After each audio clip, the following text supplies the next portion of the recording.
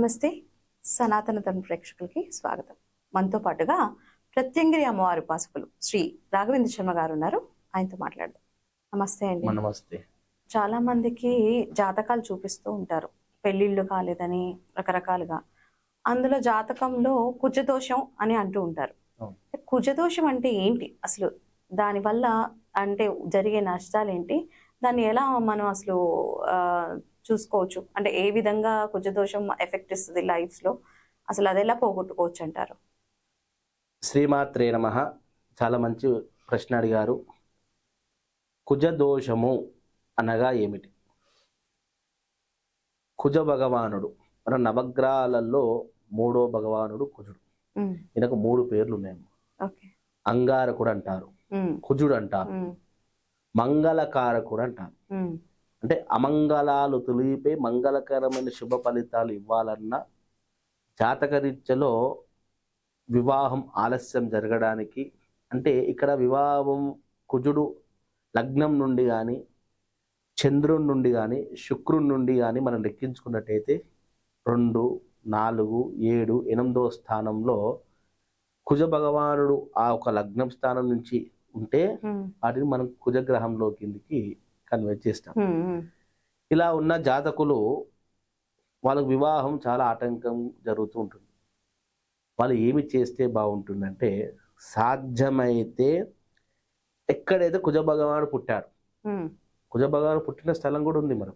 Okay, ఎక్కడ అది? Madhya Pradesh. Okay. Ujjaini నగరంలో, ఉజ్జయిని నగరంలో మంగళనాథ్ మందిర్ అని ఉంటుంది. అక్కడ సాక్షాత్ కుజ భగవానుడు పుట్టినటువంటి జన్మస్థలం. ఓకే. అక్కడికి కుజదోషం ఉన్న వాళ్ళు జాతకులు ఎవరైనా సరే ఒక్కసారి అక్కడికి వెళ్ళి అక్కడ పండితులతోటి ఆ ఒక జపము కుజ భగవాన్ సంబంధించిన పూజ చేయించుకున్నట్టయితే ఖచ్చితంగా మీకు 41 రోజు లోపు ఆ స్వామి అనుగ్రహం కలిగి మీకు ఉన్నటువంటి 100% కనిపించి ఖచ్చితంగా మీకున్నటువంటి సంకల్పం నెరవేరే అవకాశం ఉంది. ఒకవేళ అంత దూరం వెళ్ళలేని వాళ్ళు కూడా ఉంటారు, ఇంటి దగ్గరనే చేసుకోవాల్సిన వాళ్ళు కూడా ఉంటారు. అలాంటి వాళ్ళు సింపుల్ గా ఏమి చేయండి అంటే, ప్రతి మంగళవారం కుజ భగవానికి ఇష్టమైంది ఎరుపు అంటే ఇష్టం, ఎర్ర జాకెట్ బట్ట, ఎర్ర మందార పువ్వు, ఎర్ర దానిమ్మ పండు. ఆ నవగ్రహాలలో ప్రదక్షిణాలు చేసిన నవగ్రహాలకు కుజ భగవాను దగ్గర మందార నూనె అని దొరుకుతుంది, మనకు మార్కెట్ లో దొరుకుతుంది. ఆ మందారం నూనె ఎర్ర ఒత్తుతోటి దీపం వెలిగించి ఆ స్వామి వారికి దానిమ్మ పండు, ఎర్ర దానిమ్మ పండు, ఎర్ర పుష్పాలు, ఎర్ర కండువ సమర్పణ చేసుకొని వచ్చేసారు. ఇలా మీరు 7 వారాలు చేసుకోండి. మీ జాతకంలో ఉండేటువంటి కుజదోషము తొలగిపోయి మీరు అనుకుంటే వివాహ ప్రయత్నమే కావచ్చు, ఇంకేదైనా ఉండొచ్చు, అది దగ్గరికి వచ్చే అవకాశాలు, కలిసి వచ్చే అవకాశాలు చాలా ఉన్నాయి.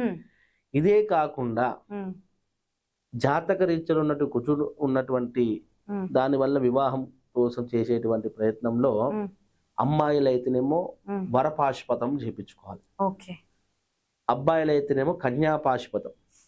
అంటే ఈ కుజ భగవానికి జపం చేపించుకొని, బ్రాహ్మణ పండితులతో జపం చేపించుకొని కన్యాపాశుపత అభిషేకము, కన్యాపాశుపత హోమం, ఆడపిల్లలైతే వరపాశుపత అభిషేకము, వరపాశుపత హోమం చేసినట్టయితే ఈశ్వర అనుగ్రహం వల్ల అతి శీఘ్రంగా వివాహం జరిగే అవకాశాలు చాలా ఉన్నాయి. కాబట్టి అలా చేసుకోండి. మీకు కావాలనుకుంటే స్క్రీన్ పైన నెంబర్ కనిపించి దానికి ఫోన్ చేయండి, సంప్రదించండి. ఎలా చేసుకోవాలి, ఏ విధంగా చేసుకోవాలి, ఏ రోజు చేసుకోవాలి, మీ జాతకాన్ని పరిశీలించి మీ జాతకంలో కుజదోషం ఉందా లేదో చూసుకొని ఆ పూజ చేసి ప్రయత్నం చేయించుకోండి.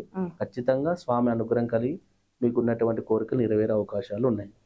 ఇక్కడ ఒక చిన్న డౌట్ నాకు. ఇప్పుడు సపోజ్ కుజదోషం ఉండి పెళ్ళైపోయిన వాళ్ళకి పెళ్లి అయ్యాక ఏమైనా సమస్యలు ఉంటాయా? వాళ్ళు చూపించుకోకుండా కుజదోషం ఉంటే అలాంటి సమస్యలు ఏమైనా ఉంటాయంట? 100%. చాలా మందికి, కొంతమంది కుజదోషం, చాలా మంది చూపించుకోరు, పెళ్లిళ్ళు అయిపోతూ ఉంటాయి గమ్ముకొని.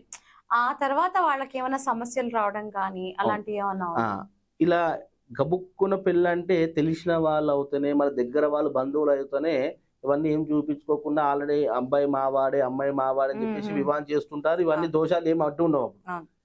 దాని తర్వాత మీరు అనేదానికి ఏమవుతుంది అంటే, వివాహం జరుగుతుంది, ఓకే. దాని తర్వాత వైవాహిక జీవితంలో భార్యాభర్తల మధ్య సఖ్యత అనేది ఉండకుండా ఉంటుంది. ఓకే.